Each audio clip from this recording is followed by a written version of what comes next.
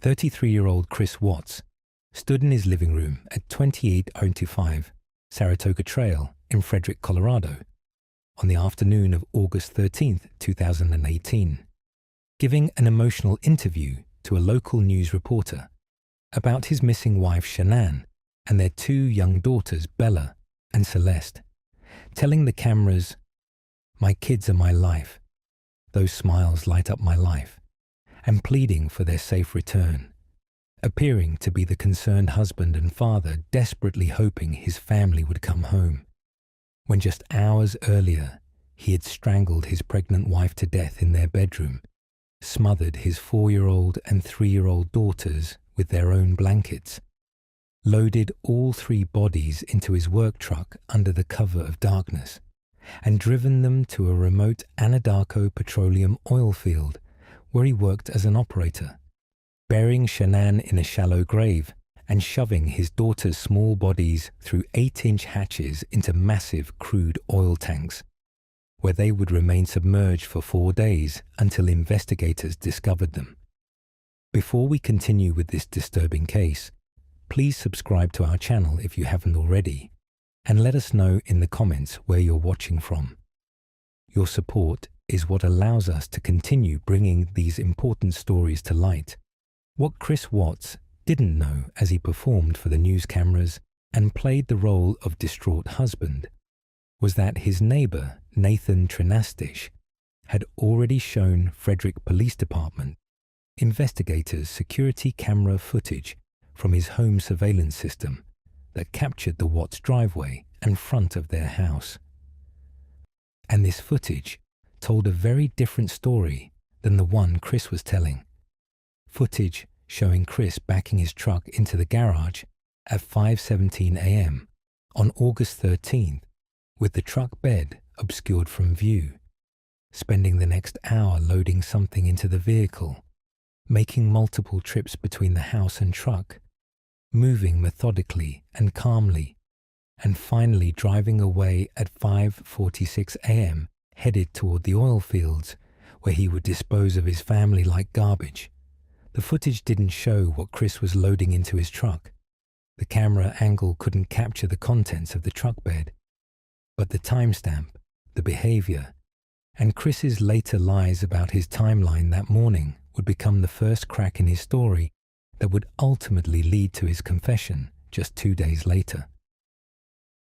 This is the story of how a seemingly perfect marriage, documented obsessively on social media with photos of a happy family, loving couple, and excited parents awaiting their 3rd child, was actually a facade hiding financial stress, marital breakdown, and a secret affair that would drive Chris Watts to annihilate his entire family, and how his neighbor's simple security camera captured the evidence that would expose his lies and send him to prison for the rest of his life. Christopher Lee Watts was born on May 16, 1985, in Spring Lake, North Carolina, to Ronnie and Cindy Watts. He grew up in a middle-class family and was described by those who knew him as quiet, reserved, and unremarkable, the type of person who never caused trouble, never stood out in a crowd, and seemed to drift through life without strong passions or distinguishing characteristics. After high school, Chris worked various jobs in automotive repair and maintenance, developing mechanical skills that would eventually lead to his career in the oil and gas industry. In 2010, Chris met Shanann Ruchek through Facebook. Shanann, born January 10, 1984, was outgoing, vivacious, and entrepreneurial, in many ways the complete opposite of the introverted Chris. She had overcome significant health challenges in her youth, including a battle with lupus that had shaped her into a fighter who refused to let obstacles define her life. When Chris and Shanann met, she was working in a call center in North Carolina and was immediately drawn to Chris's quiet stability and gentle demeanor. For Chris, Shanann's energy and confidence were intoxicating. She made him feel special, included him in her life with enthusiasm, and seemed to offer the kind of emotional connection he had never experienced before. Chris and Shanann married in November 2012 in North Carolina, beginning what appeared from the outside to be an ideal partnership. Shanann became involved with Lavelle, a multi-level marketing company selling health and wellness products under the brand name Thrive, and she threw herself into building her business with characteristic passion and determination. She posted constantly on social media, Facebook, Instagram, sharing before and after photos, testimonials, motivational messages, and most prominently, pictures of her picture-perfect family. Her social media presence portrayed a life of success, happiness, and fulfillment. A loving husband, beautiful children, a thriving business, and a lifestyle others should aspire to achieve. In 2013, Chris and Shanann welcomed their first daughter, Bella Marie Watts. The pregnancy and birth were documented extensively on Shanann's social media, and Bella became a central figure in her mother's online presence. 2 years later, in 2015, their second daughter, Celeste Catherine Watts, called Cece by the family, was born, completing what Shanann described as her perfect family. The Watts family moved to Frederick, Colorado in 2015 for Chris's job with Anadarko Petroleum, settling into a new construction home in a suburban development called The Meadows, where young families populated quiet streets and children played in front yards under the watchful eyes of security cameras that had become standard fixtures in modern suburban America. From the outside, the Watts family appeared to have achieved the American dream. Chris worked steadily as an operator in the oil fields, a job that paid well and offered stability. Shanann built her Thrive business, reaching various achievement levels within the Lavelle company and earning recognition, free products, and even a leased Lexus as rewards for her sales success. Their daughters were healthy, beautiful, and the stars of countless social media posts and videos. Shanann documented everything: family dinners, trips to the beach, birthday parties, holiday celebrations, everyday moments of domestic bliss, creating a digital archive of what appeared to be an enviable life. But beneath this carefully curated facade, the Watts marriage was crumbling. By 2017-2018, Chris and Shanann were facing severe financial stress. Their mortgage payment on the Frederick home was approximately $3,000 per month, and their income barely covered their expenses. Shanann's Thrive business, despite her constant social media promotion, was not generating significant income. Most of what she earned went back into purchasing products, attending company events, and maintaining the lifestyle image the business required. Chris's salary from Anadarko was solid, but not enough to cover their mounting debts, which included credit card balances, car payments, and other expenses associated with maintaining the upper-middle-class lifestyle Shanann projected online. The financial stress created tension in their marriage. Chris became increasingly withdrawn and distant, spending more time at work and less time engaging with family life. Shanann, whose identity was so intertwined with her image of the perfect marriage and family, responded by doubling down on her social media presentation, posting even more frequently about how wonderful her life was, how amazing her husband was, how grateful she felt, perhaps trying to manifest the reality she wanted through the image she projected. Friends and family would later describe this period as one where Shanann seemed to be trying too hard to convince everyone, including herself, that everything was fine. In June 2018, Shanann discovered she was pregnant with the couple's third child. She announced the pregnancy to Chris by having Bella and Cece present him with a card and onesie saying "Baby Watts coming soon," while she recorded his reaction. Chris's response in the video was muted and unenthusiastic. He smiled but seemed uncomfortable, offering a weak, "That's awesome," before trailing off. Shanann was thrilled about the pregnancy and immediately began planning for their third child, a boy she would name Nico. She posted about the pregnancy constantly, sharing ultrasound photos, pregnancy updates, and expressing excitement about expanding their family. What Shanann didn't know was that just weeks before learning about the pregnancy, Chris had begun an affair with a co-worker at Anadarko Petroleum named Nickel Kessinger.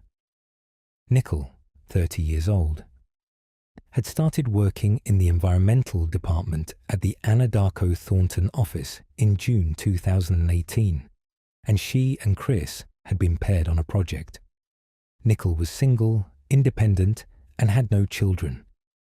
She represented a life Chris had begun fantasizing about, a life free from financial stress, family obligations, and the constant social media performance his marriage required.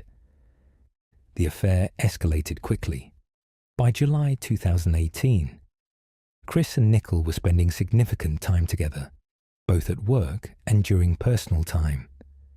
Chris told Nickel he was separated from his wife and in the process of divorce, a lie that Nickel believed initially.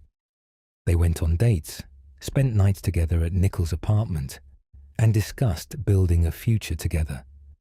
Chris lost weight through a fitness routine, changed his appearance, and began behaving in ways family and friends described as completely out of character. He seemed lighter, happier, more energized than they had ever seen him. In late July 2018, Shanann took Bella and Cece to North Carolina for a 6-week visit with her family.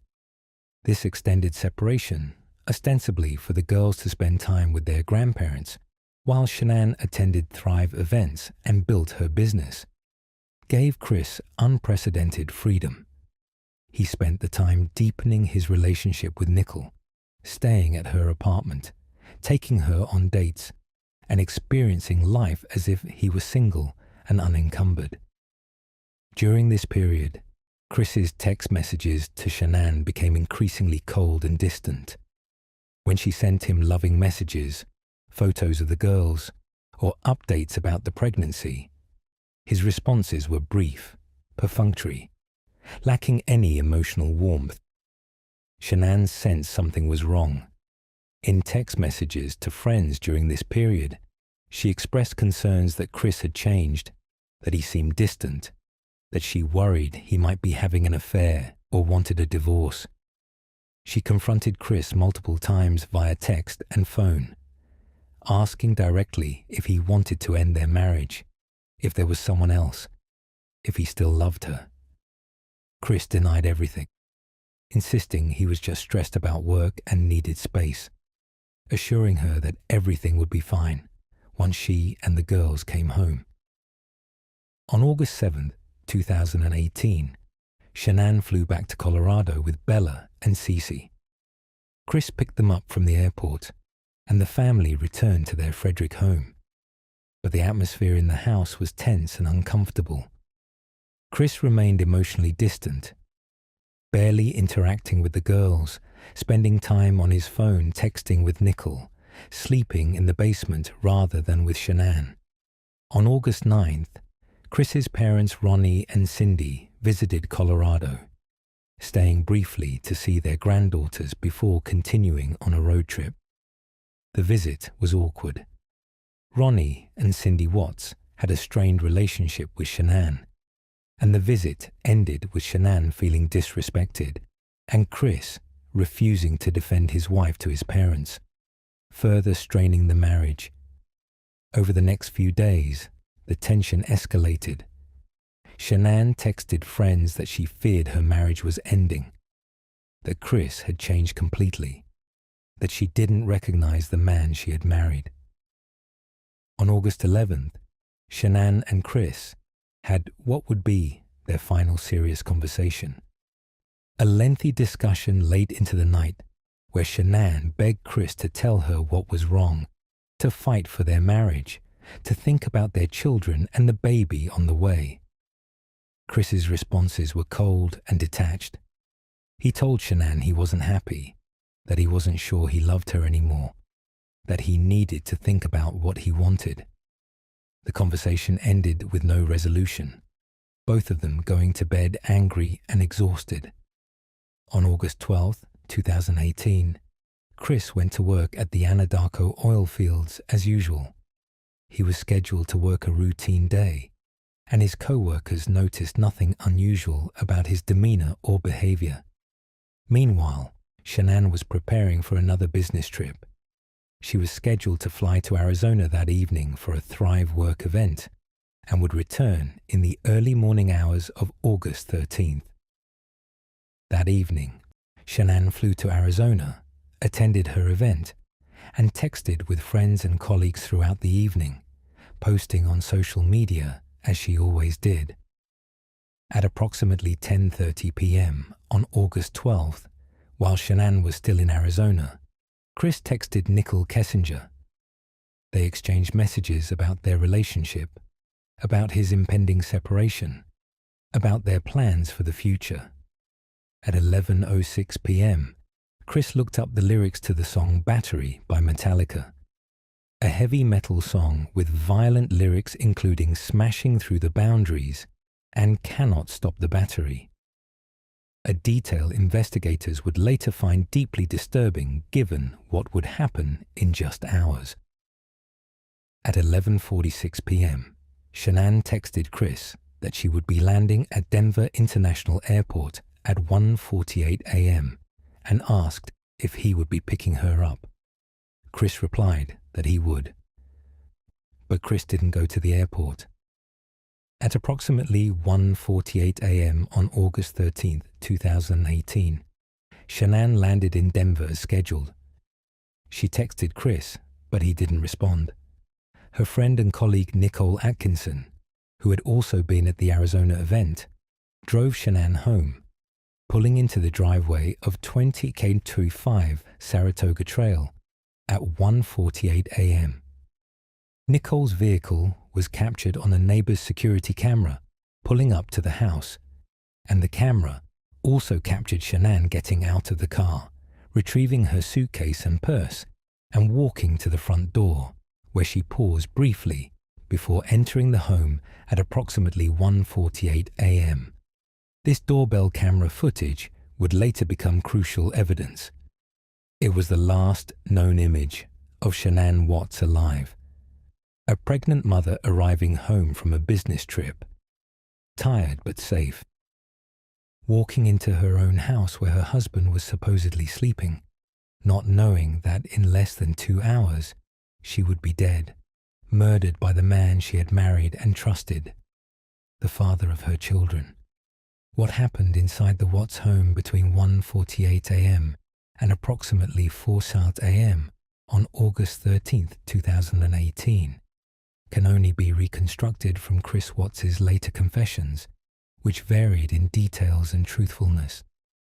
According to Chris's initial confession to investigators, he and Shanann had an emotional conversation when she came home. She had received alerts on her phone from their credit card company about unusual activity.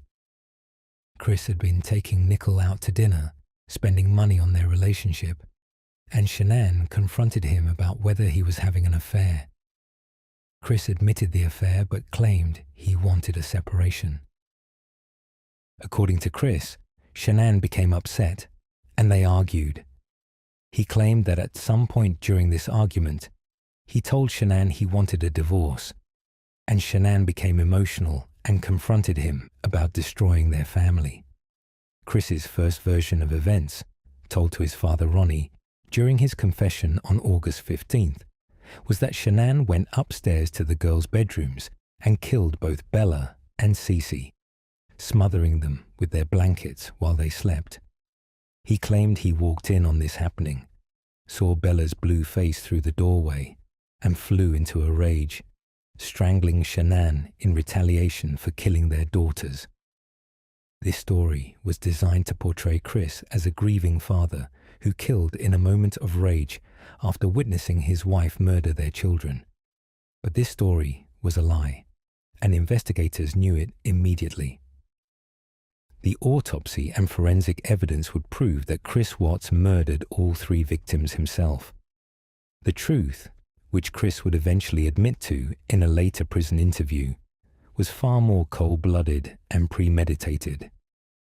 According to his eventual full confession, after the argument with Shanann in the early morning hours, Chris strangled Shanann to death in their bedroom while she was lying in bed. The autopsy would later show Shanann had defensive wounds on her hands and signs of a struggle, indicating she fought back against her husband as he choked the life out of her while she was approximately 15 weeks pregnant with their son. After killing Shanann, Chris dragged or carried her body downstairs to the main floor, positioning her near the front door where he could easily load her into his truck. Then he went upstairs to his daughter's bedrooms. 4-year-old Bella woke up and asked, "What's wrong with Mommy?" Chris told her Mommy was sick and he was taking her to the hospital. He wrapped Bella in her blanket and carried her downstairs, placing her in the back seat of his truck. He then returned for 3-year-old Cece, who was sleeping. He smothered Cece with her blanket, killing her in her bed, then carried her body downstairs and placed it in the back seat next to Bella.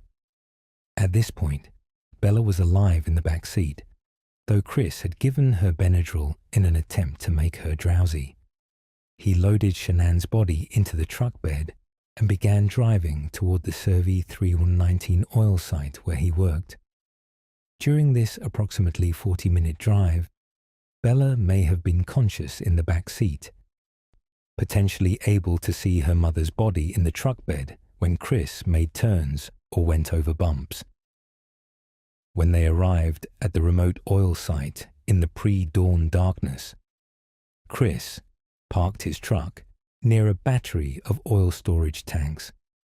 He removed Shanann's body from the truck bed and buried her in a shallow grave near the tanks, covering her with dirt and brush.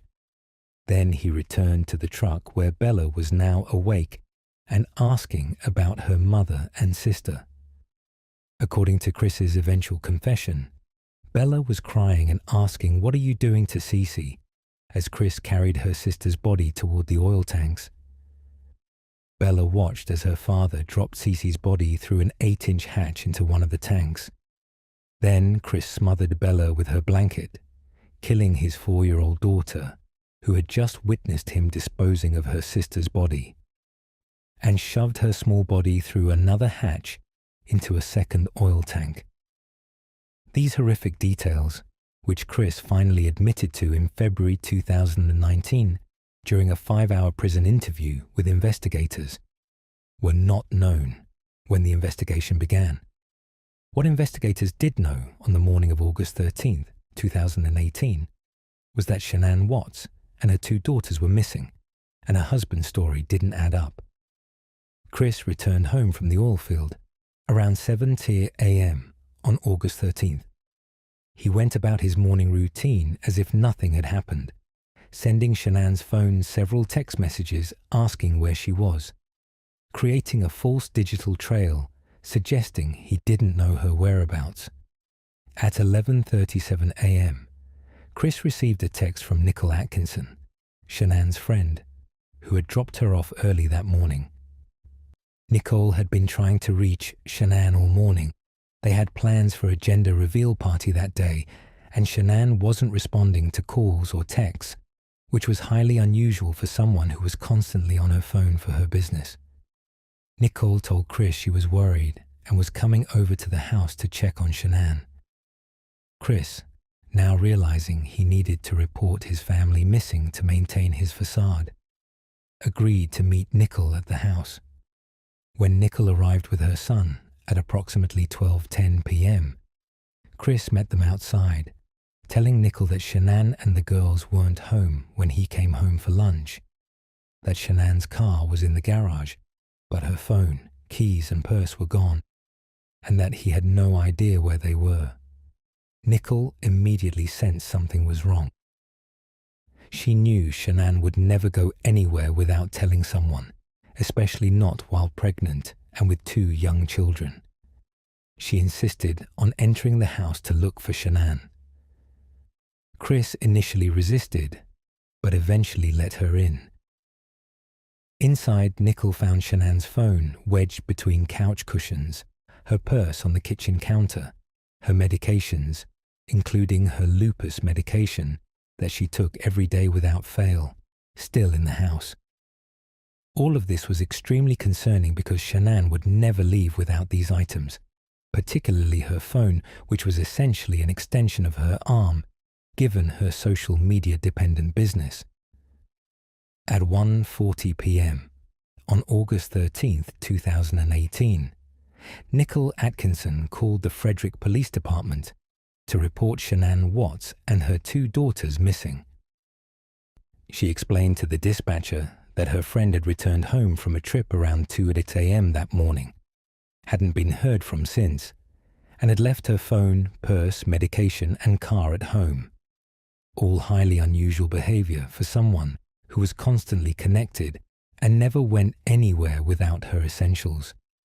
Officer Scott Coonrod was dispatched to 2825 Saratoga Trail to conduct a welfare check and take a missing persons report.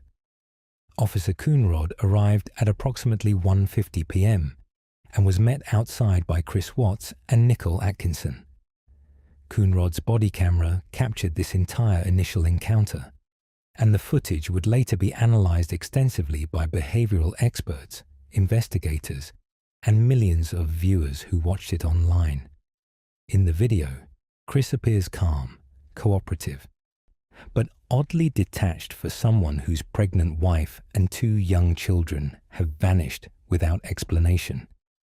He's wearing a dark shirt that appears to have been freshly changed. Investigators would later note that despite supposedly having worked that morning, his clothes showed no signs of dirt, oil, or the grime typically associated with oil field work.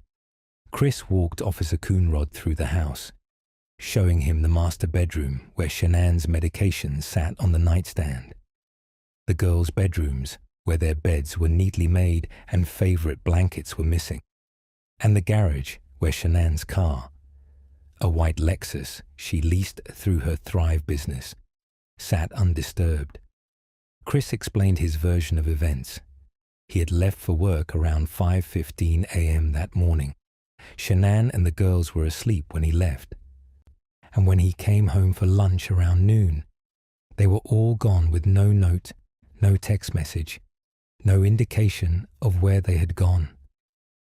Officer Coonrod asked Chris about the state of his marriage, whether there had been any arguments or problems. Chris admitted that he and Shanann had been going through a rough patch, that they had discussed separating, but insisted they were working through it, and there was no reason she would just leave.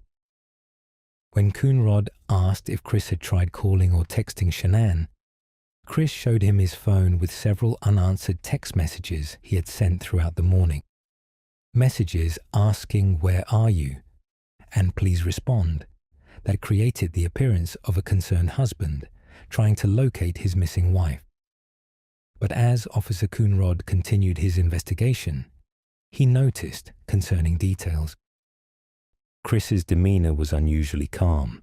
No tears, no visible anxiety, no frantic energy typical of someone whose family has vanished. When discussing his daughters, Chris maintained an emotional distance, referring to them by their names rather than "my girls" or "my babies," speaking about them in past tense at times, and showing no urgency about finding them. Most significantly, when Coonrod asked Chris directly, "Is there any reason to believe Shanann might have hurt the girls or herself?" Chris paused for a long moment before saying, "I don't know. I mean, she was upset last night about our marriage problems." This response immediately raised red flags for Coonrod. It seemed like Chris was already laying groundwork for a narrative where Shanann might be responsible for something terrible happening to the children, planting seeds of doubt about her mental state and stability. Combined with Chris's overall calm demeanor and the strange circumstances of the disappearance, Coonrod began to suspect that this was not a simple missing persons case, but potentially something more sinister. At approximately 2:30 p.m., Officer Coonrod went door to door in the neighborhood, asking if anyone had seen Shanann or the girls that morning, or had any information about their whereabouts. He knocked on the door of Nathan Trinastish, who lived next door to the Watts family at 2827 Saratoga Trail. Nathan told Coonrod that he hadn't seen Shanann or the girls, but mentioned that he had a home security camera system that captured his own driveway and front yard, and the camera angle also showed part of the Watts driveway and the front of their house.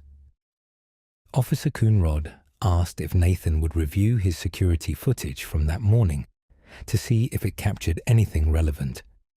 Nathan agreed and pulled up the footage on his computer, specifically focusing on the early morning hours of August 13th. What the footage showed would become the single most important piece of evidence in exposing Chris Watts's lies and establishing him as the primary suspect in his family's disappearance. The security camera footage, time-stamped and date-stamped, showed the following sequence of events. At 5:17 a.m., Chris Watts's white work truck, a company vehicle with an Anadarko Petroleum logo, pulled into the Watts driveway in reverse, backing up to the garage so the truck bed was obscured from the camera's view by the garage door and wall. The truck's headlights illuminated the early morning darkness as Chris positioned it carefully. This was significant because Chris had told Officer Coonrod he left for work around 5:15 a.m. But this footage showed him still at home at 5:17 a.m., backing his truck into the garage rather than pulling out to leave for work. Over the next approximately 30 minutes, from 5:17 a.m.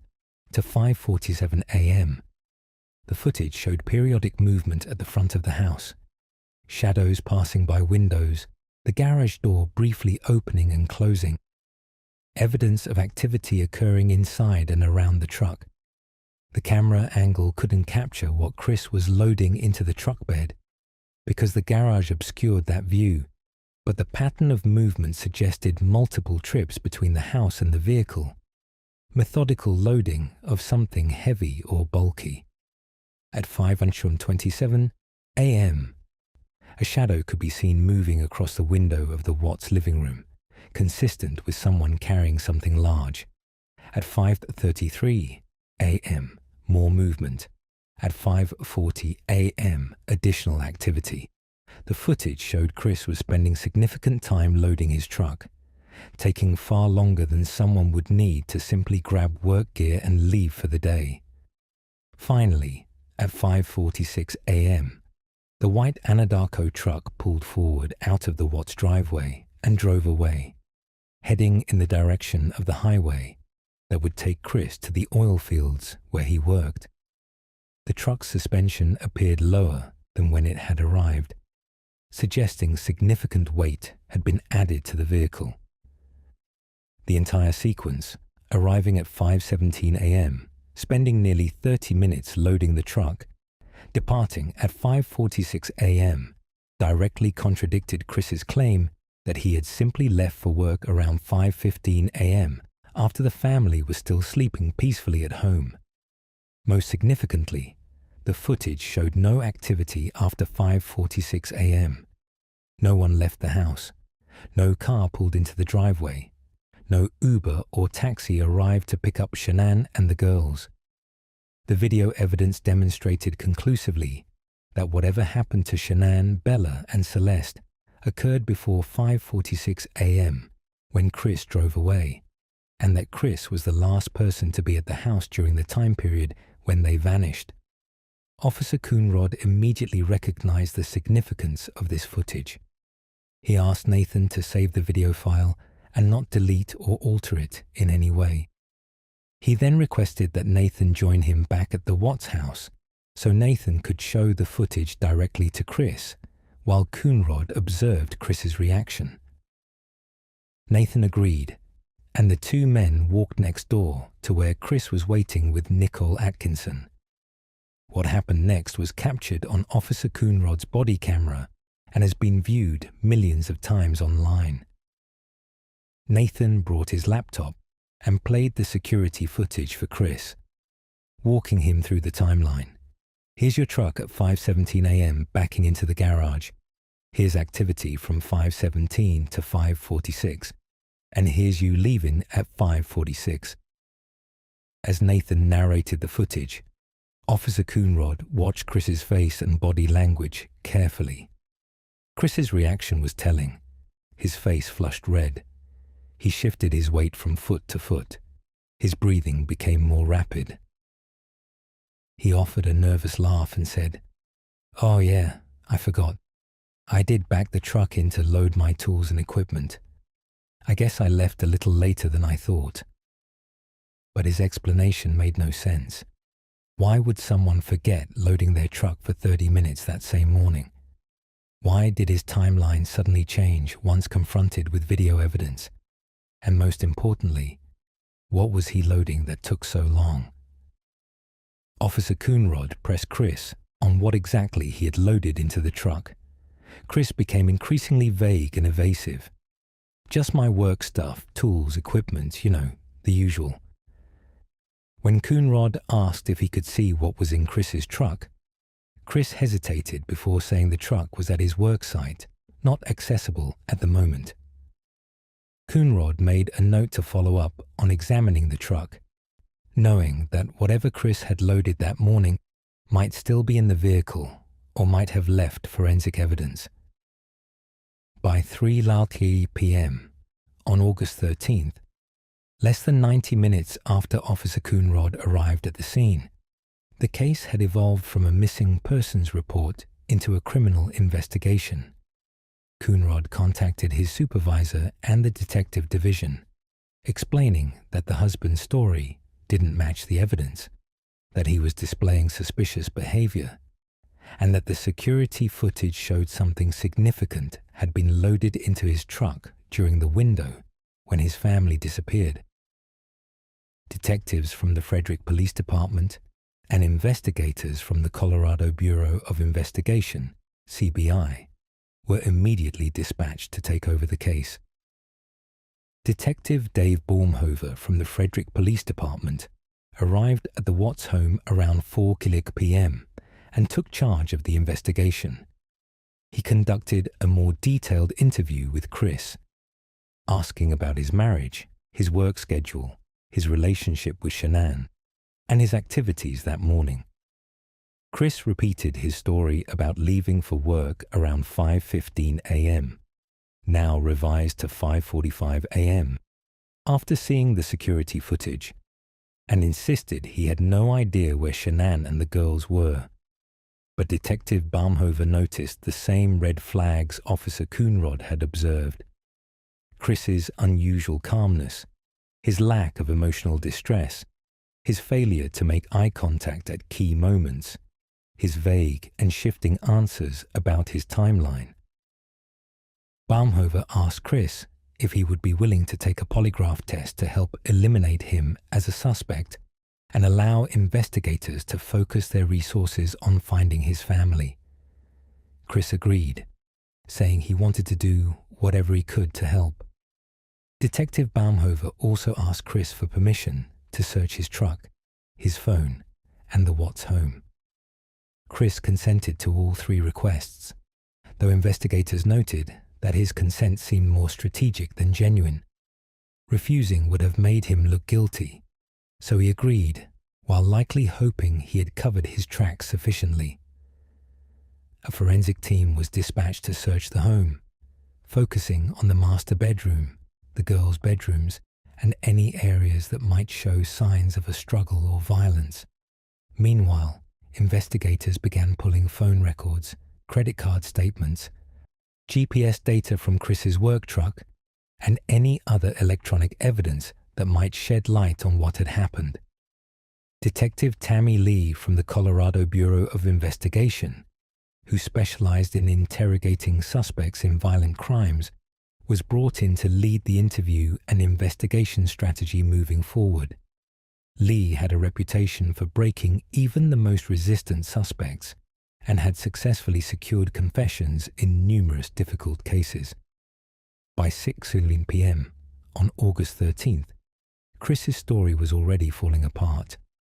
Phone records showed he had been texting with Nicole Kessinger throughout the morning and afternoon, including immediately after reporting his family missing, not the behavior of a distraught father desperately searching for his missing children.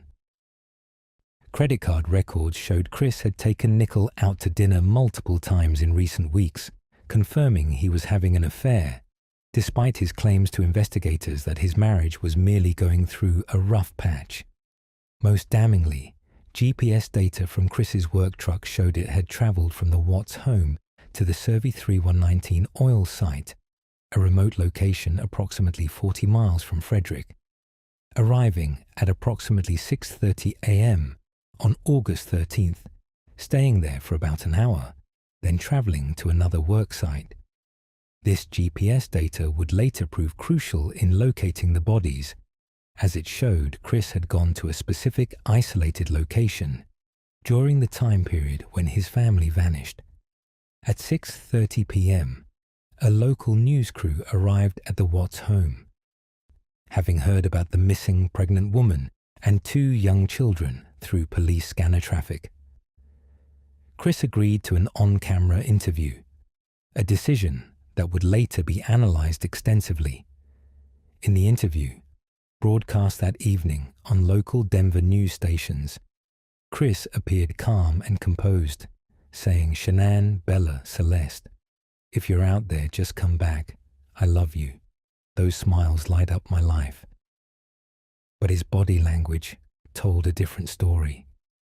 He was fidgeting constantly, couldn't maintain eye contact with the camera, kept touching his wedding ring nervously, and at one point appeared to smirk slightly when discussing his daughters.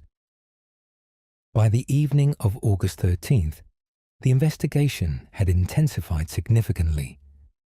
Detective Tammy Lee and Agent Graham Coder from the FBI joined the Frederick Police Department in questioning Chris Watts, bringing more advanced interrogation techniques and resources to bear on breaking down his story.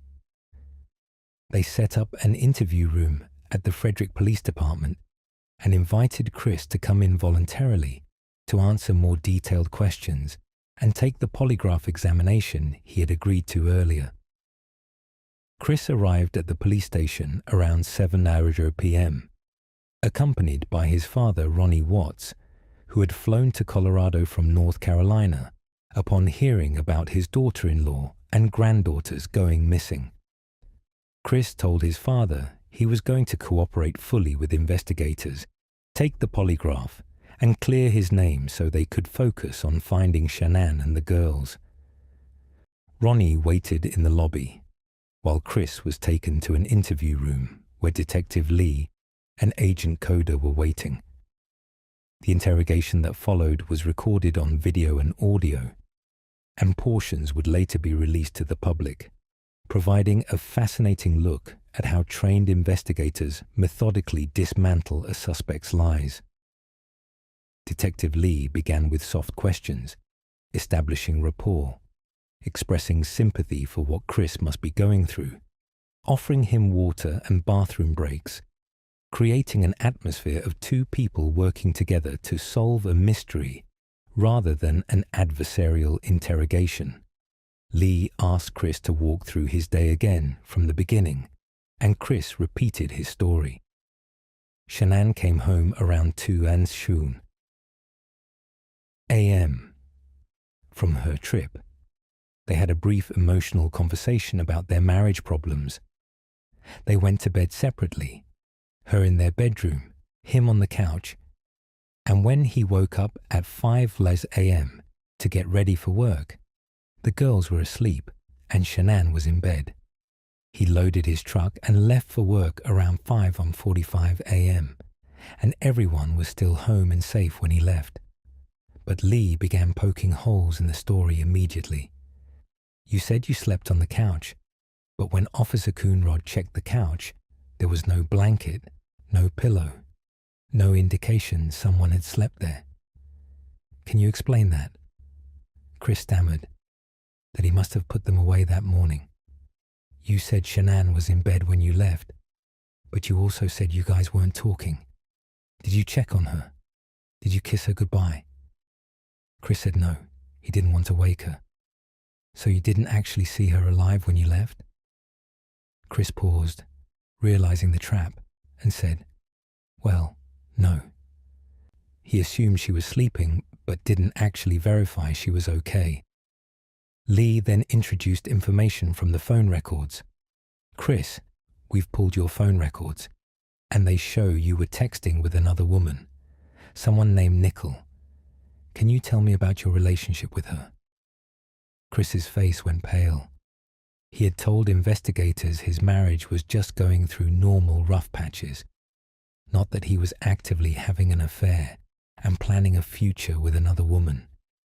He admitted he had been seeing Nickel, but insisted it wasn't serious, that Shanann knew about it, that it had nothing to do with her disappearance. But the phone records told a different story. Chris had been texting Nickel intimate messages, telling her he loved her, discussing their future together, and lying to her about being separated from Shanann. On the morning of August 13th, just hours after his family vanished, Chris had texted Nickel, "I'm free and can't wait to see you." These texts suggested Chris viewed his family's disappearance as liberating rather than tragic, that he saw it as an opportunity to be with Nickel rather than as a catastrophe that had befallen him. Around 8:30 p.m., Lee told Chris it was time for the polygraph examination. Chris was taken to a separate room where polygrapher Tammy Lee, a different investigator with the same first name, had set up the equipment. The polygraph test measures physiological responses, heart rate, blood pressure, respiration, skin conductivity, while the subject answers questions, looking for signs of deception and stress when lying versus truth-telling. The examiner asked Chris several baseline questions to establish his normal physiological responses. Is your name Christopher Watts? Were you born in 1985? Are you in Colorado right now? Chris answered these truthfully and calmly. Then came the relevant questions. Did you physically cause Shanann's disappearance? Do you know where Shanann is right now? Did you cause physical harm to your daughters? Chris answered no to all of these questions, but his physiological responses told a different story. His heart rate spiked dramatically, his breathing became irregular, his skin conductivity showed signs of extreme stress. When the examination was complete, the polygrapher reviewed the results and delivered her conclusion. Chris had failed the polygraph examination on every significant question. He was being deceptive about his knowledge of his family's whereabouts and his involvement in their disappearance. The polygraph failure gave investigators the ammunition they needed to apply more pressure. Detective Lee brought Chris back to the interview room and confronted him directly with the results. Chris, you failed the polygraph. Your body is telling us you're lying. We know you know what happened to Shanann and the girls. We need you to tell us the truth so we can bring them home. Chris began to break down emotionally. He put his head in his hands, started crying, and repeated, "I didn't hurt them. I didn't hurt them." Over and over. But Lee pressed harder. Using a technique called the read technique, where investigators present scenarios that minimize the suspect's culpability and offer face-saving explanations for what happened. Chris, we know you loved your girls. We know you loved Shanann. Sometimes things happen in relationships. Emotions get out of control. Arguments escalate. Things happen that we don't intend. We need you to tell us what happened so we can understand and help you. For several hours, from approximately 9 p.m.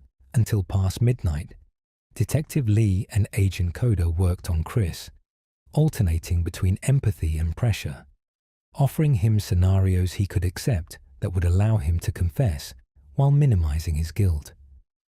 They suggested maybe Shanann hurt the girls and Chris reacted in anger. Maybe it was an accident that spiraled out of control. Maybe Chris snapped during an argument but didn't mean for things to go as far as they did. But Chris held firm to his story. He didn't hurt anyone. He didn't know where they were. He just wanted them to come home safely. Around midnight, investigators took a break, allowing Chris to talk with his father Ronnie in a private room. This conversation was recorded, though Chris didn't know it, and what he told his father would later become his formal confession statement. In the private room with Ronnie, Chris finally admitted what happened, or rather, he told a version that made him seem less culpable. He told his father that when Shanann came home early that morning, they had argued about his affair and his wanting a divorce. He claimed Shanann became enraged and went upstairs to the girls' bedrooms.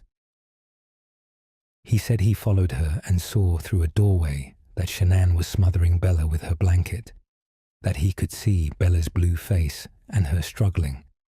He claimed he flew into a rage, pulled Shanann off Bella, and strangled Shanann to death in retaliation for killing their daughter. He said Cece was already dead by the time he got to her room, that Shanann had killed both girls before he could stop her. This confession, that Shanann killed the girls and Chris killed Shanann in a rage, was designed to make Chris seem more sympathetic, to transform him from a family annihilator into a grieving father who killed in a moment of justified fury. Ronnie, devastated and shocked, told Chris he needed to tell investigators so they could find the bodies and give them proper burials. Chris agreed, and Ronnie called Detective Lee back into the room. Chris repeated his story to Lee and Coda, telling them that Shanann had killed the girls and he had killed Shanann in response. When investigators asked where the bodies were, Chris admitted he had taken all 3 bodies to the Servi 3119 oil site where he worked. He said he buried Shanann in a shallow grave and put the girls' bodies in oil storage tanks to hide them. The admission shocked even experienced investigators. Putting his daughter's bodies in oil tanks was beyond comprehension, a level of coldness and disposal of human remains that suggested this was not a crime of passion, but something far more calculated.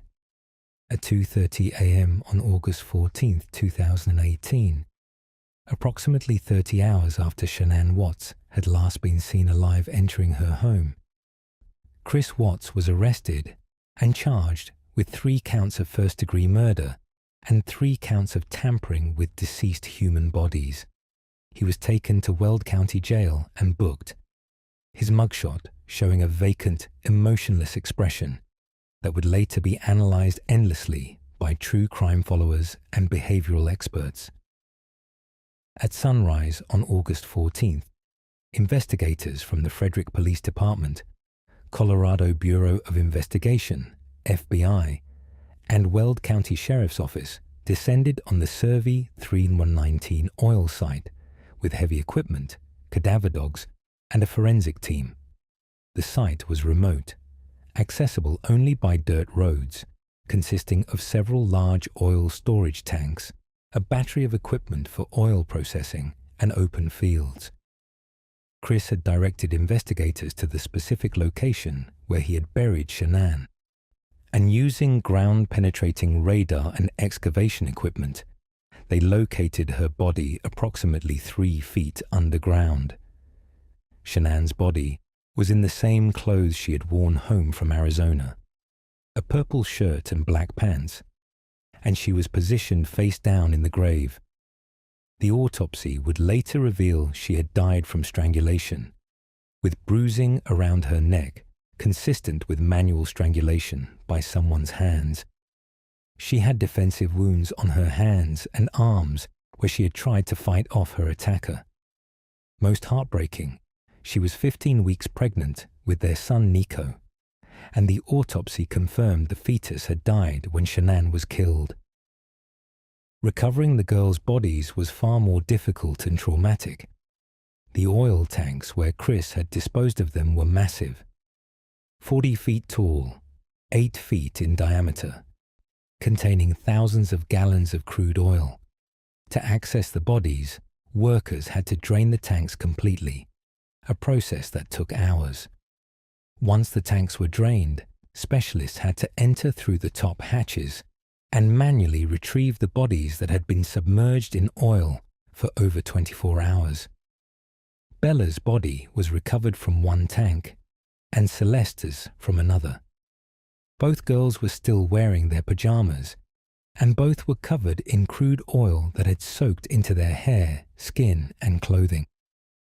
The sight of these small bodies, 4-year-old Bella and 3-year-old Celeste, being pulled from the oil tanks was so traumatic that several investigators required counseling afterward. The medical examiner determined both girls had died from smothering, asphyxiation, likely from being smothered with their blankets. The discovery of the bodies and the details of how Chris had disposed of them sent shockwaves through Colorado and the nation. The case had garnered significant media attention from the moment Shanann and the girls were reported missing, but the revelation that Chris had murdered his entire family and disposed of them in such a cold, calculated manner elevated it to one of the most notorious family annihilation cases in American history. In the days following Chris Watts' arrest and the recovery of the bodies, the story his lawyers had constructed, that Shanann killed the girls and Chris killed Shanann in a reactive rage, began falling apart under forensic scrutiny. The autopsy and forensic evidence told a very different story than the one Chris had confessed to his father. Dr. Michael Doberson, the Weld County coroner, conducted the autopsies on all 3 victims and testified that the physical evidence was inconsistent with Chris's story. Bella's body showed no signs of having been smothered by Shanann. There were no defensive wounds, no struggle marks, no indication that she had fought off her mother. Instead, the forensic evidence suggested she had been smothered while asleep or while already in a weakened state. More significantly, Bella had crude oil in her stomach and lungs, indicating she had been alive when she was pushed through the tank hatch and had ingested oil before dying, meaning Chris had put his 4-year-old daughter into the oil tank while she was still breathing. The forensic timeline also contradicted Chris's story. Based on stomach contents and digestion, the medical examiner determined that Shanann had died before the children, not after as Chris had claimed. The sequence of deaths was, first, Shanann was strangled to death in the bedroom, then Cece was smothered, and finally Bella was killed, possibly at the oil field itself given the oil in her body. This meant Chris's entire story about Shanann killing the girls was a fabrication designed to garner sympathy and potentially reduce his culpability. Prosecutors in the Weld County District Attorney's Office, led by District Attorney Michael Rourke, faced a decision about whether to seek the death penalty. Colorado had the death penalty at the time, though it has since been abolished, and Chris Watts' crimes, murdering his pregnant wife and 2 young daughters in a premeditated fashion, certainly qualified as death eligible under the law. On August 20th, 2018, prosecutors filed formal charges against Chris. 3 counts of first-degree murder after deliberation for Shanann, Bella, and Celeste. 2 counts of murdering a child under 12 by a person in a position of trust for Bella and Celeste. 1 count of unlawful termination of pregnancy for baby Nico, and 3 counts of tampering with deceased human bodies. Shanann's family, her parents Frank and Sandra Rzucek, and her brother Frankie Rzucek, were asked their opinion on whether prosecutors should seek the death penalty. The family was torn. Part of them wanted Chris to face the ultimate punishment for what he had done, but another part of them didn't want to endure years of trials, appeals, and legal proceedings that the death penalty would require. After much deliberation and consultation with prosecutors, the Rzucek family asked that the death penalty be taken off the table in exchange for Chris pleading guilty and telling them the complete truth about what happened that night. Prosecutors agreed to the family's wishes and offered Chris a plea deal.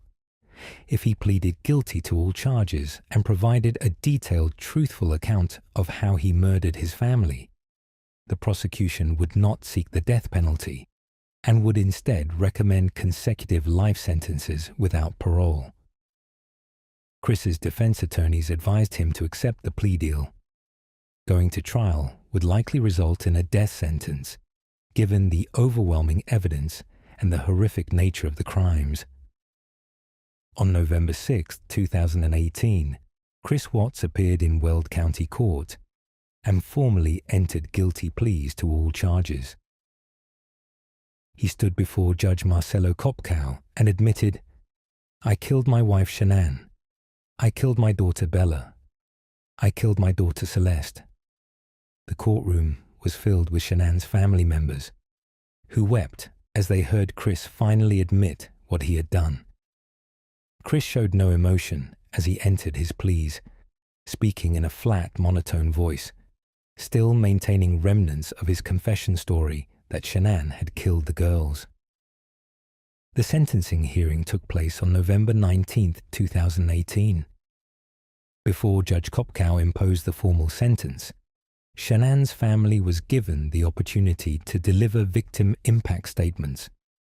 Frank Rzucek, Shanann's father, delivered a powerful statement describing his daughter as a vibrant, loving mother who had overcome health challenges to build a beautiful family. He spoke about Bella and Celeste, describing their personalities, their laughs, their joy. He addressed Chris directly, saying, "You are a monster. You killed your babies. You killed my daughter. You deserve to spend the rest of your life in prison, and I hope you suffer every day knowing what you did." Sandra Rzucek, Shanann's mother, was too overcome with emotion to read her statement aloud, so prosecutors read it for her. She described the pain of losing her daughter and granddaughters, the trauma of seeing their bodies recovered from oil tanks, and the knowledge that they had suffered terrifying deaths at the hands of someone they trusted and loved. She said she would never forgive Chris and that she hoped he would live with guilt and remorse for the rest of his life. Frankie Rzucek, Shanann's brother, delivered perhaps the most emotional statement, breaking down multiple times as he described his close relationship with his sister, his love for his nieces, and the complete devastation Chris's actions had caused their family. He showed the court photos of Bella and Celeste at family gatherings, videos of the girls laughing and playing, trying to remind everyone that these weren't just victims, but real children with personalities, futures, and potential that had been stolen from them. Chris was given an opportunity to address the court before sentencing. He stood at the defense table and delivered a brief, inadequate apology that satisfied no one. "I'm sorry for what I did. I don't know why I did it. I hope someday my family can forgive me." His statement was notably brief and emotionless, and he still did not provide the full, truthful account of what happened that he had promised in exchange for the plea deal. Judge Kopkow then imposed the sentence, 5 life sentences without the possibility of parole, 1 for each murder and 1 for the unlawful termination of pregnancy, plus 48 years for the tampering with bodies charges, plus 12 years for each count of murdering a child in a position of trust. The sentences were ordered to run consecutively, meaning Chris Watts would serve multiple life sentences back to back, even though he could never possibly serve more than one natural lifetime. The consecutive sentencing was largely symbolic, but served to emphasize the magnitude of his crimes. Chris was immediately transported to the Wisconsin Department of Corrections under an interstate compact that allows states to transfer high-profile prisoners to other states for safety and security reasons. He is currently incarcerated at Dodge Correctional Institution in Walpen, Wisconsin, a maximum security prison where he is housed in protective custody away from the general population because child killers are targeted by other inmates. But the story didn't end with Chris's conviction and imprisonment. The Rzucek family continued pressing for the complete truth about what happened that morning. Frustrated that Chris's confession during the interrogation contradicted the forensic evidence and left many questions unanswered. In February 2019, at the urging of prosecutors and the Rzucek family, investigators from the FBI and Colorado Bureau of Investigation traveled to Wisconsin to conduct a lengthy prison interview with Chris. This February 2019 interview, conducted over approximately 5 hours, finally produced what appeared to be Chris's complete confession. For the first time, he admitted that his story about Shanann killing the girls had been a lie. He revealed the true sequence of events that horrifying morning. Chris admitted that he and Shanann had argued when she came home around 2 a.m. The argument was about his affair with Nickel and his desire for a divorce. According to Chris, Shanann became emotional and told him she would take the girls and move back to North Carolina, that he would never see his daughters again, that she would make sure everyone knew what he had done to destroy their family. This threat, Chris claimed, triggered something in him, though he acknowledged there was no justification for what he did next. Chris said he went to bed upset, but around 4 a.m. he made the decision to kill Shanann. He went to their bedroom where she was sleeping and strangled her to death with his bare hands.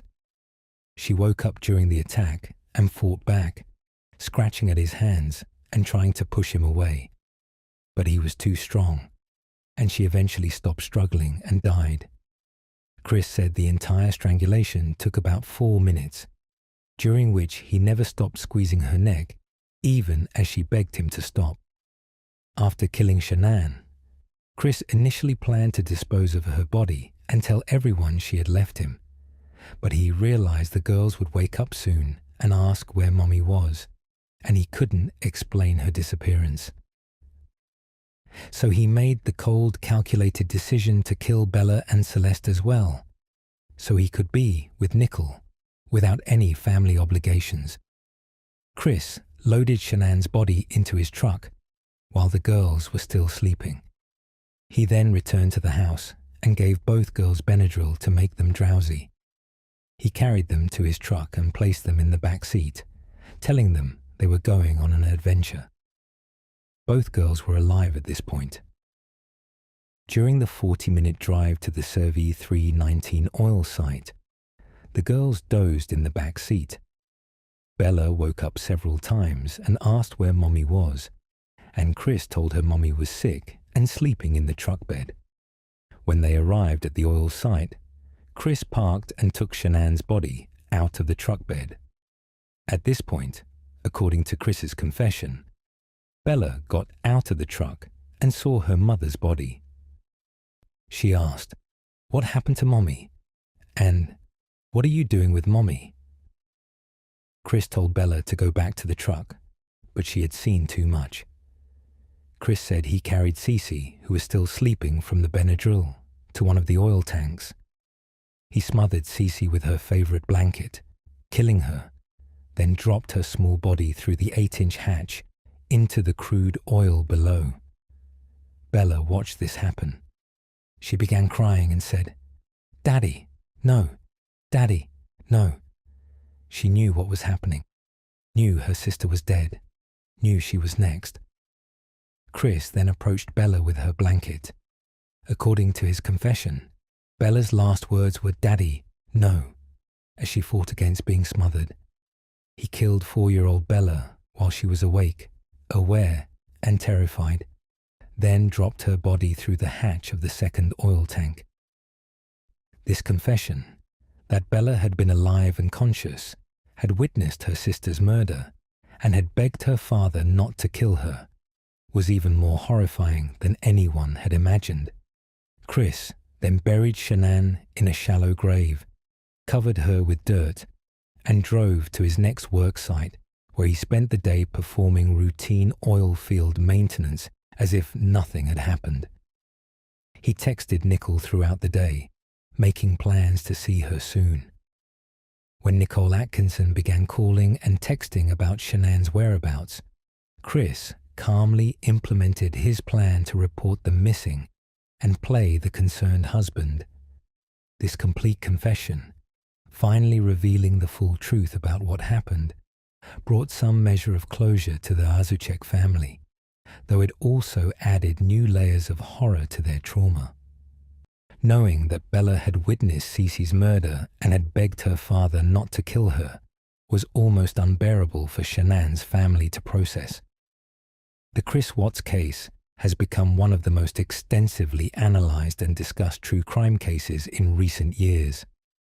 The extensive video evidence, Officer Coonrod's body camera footage, Chris's news interview, the security camera footage from Nathan Trenastish, Chris's interrogation videos, and the sentencing hearing, has been viewed millions of times online.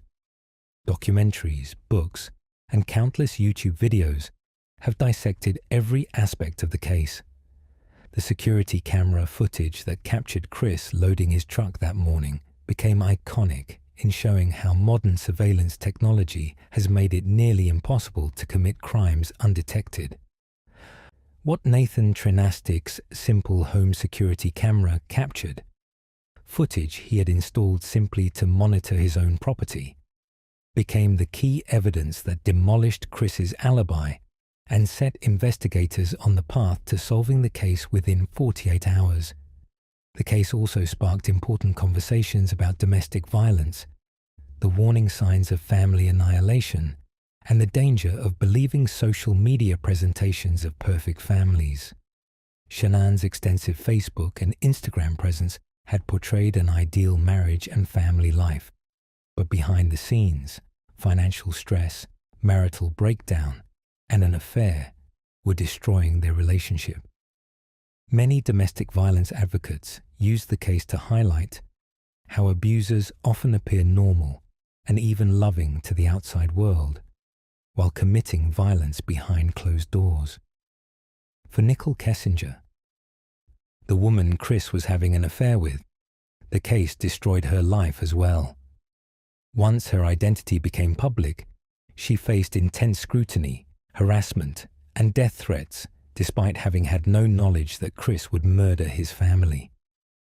Nicole cooperated fully with investigators, providing text messages and phone records that helped establish Chris's mindset and timeline. She has since changed her name and gone into hiding, living with the knowledge that her relationship with Chris was the catalyst for him deciding to eliminate his family. Chris Watts remains in prison in Wisconsin, serving his multiple life sentences. He has given several interviews since his conviction, including to CBI investigators, to prison counselors, and to media representatives. In these interviews, he has expressed remorse and claimed he wishes he could undo what he did, though many observers, including forensic psychologists, believe his remorse is more about his situation, being imprisoned for life, than genuine empathy for his victims. The Razucek family continues to grieve their unimaginable losses. They have established the Bella and Celeste Watts Memorial Fund to support children's charities and domestic violence prevention organizations. They speak publicly about the case occasionally, always emphasizing that Shanann, Bella, and Celeste were real people who deserved to be remembered for their lives, not just their deaths. The case serves as a stark reminder that the most dangerous place for women and children is often in their own homes, with family members they trust and love. Statistics show that women are more likely to be killed by intimate partners than by strangers, and children are most likely to be killed by their own parents. The warning signs Chris displayed: emotional withdrawal, affair, financial stress, desire for a fresh start, are common precursors to family annihilation, and recognizing these signs can potentially save lives. The title of this case: Husband reports wife missing. Then neighbors show police their security footage, captures the essence of how modern technology exposed Chris Watts' crimes. Without Nathan Trenastic's security camera, Chris's story about leaving for work before his family disappeared might have been harder to immediately disprove. The time-stamped footage showing him spending nearly 30 minutes loading his truck during the critical window when his family vanished was the breakthrough that transformed the investigation from a missing persons case into a homicide case within hours rather than days or weeks. The case stands as a testament to the importance of being aware of your surroundings, installing security cameras, and being willing to share footage with law enforcement when crimes occur. Nathan Trenastic's decision to review his security footage and immediately share it with police helped solve the case quickly, locate the bodies before they decompose beyond recognition in the crude oil, and bring Chris Watts to justice before he could construct a more elaborate defense. For Shanann Watts, who documented her life so thoroughly on social media, who believed in the power of images to tell stories and build connections, it is perhaps fitting that an image, a 30-minute silent video from a neighbor's security camera, would ultimately expose the truth about her death and ensure her killer faced justice. The video couldn't save her life, but it could and did ensure that her murderer would spend the rest of his life in prison, unable to ever harm anyone else or enjoy the freedom he had killed his entire family to achieve. Shanann Watts was 34 years old. Bella Watts was 4 years old. Celeste Watts was 3 years old. Baby Nico never got to be born. Their lives mattered, their deaths were tragic, and their story serves as a reminder that evil sometimes wears the face of someone you love and trust, lives in your home, sleeps in your bed, and can destroy everything you hold dear with their bare hands. The husband reported his wife missing. The neighbor showed police their security footage, and the truth was revealed, ensuring that justice, though delayed by lies and deception, ultimately prevailed.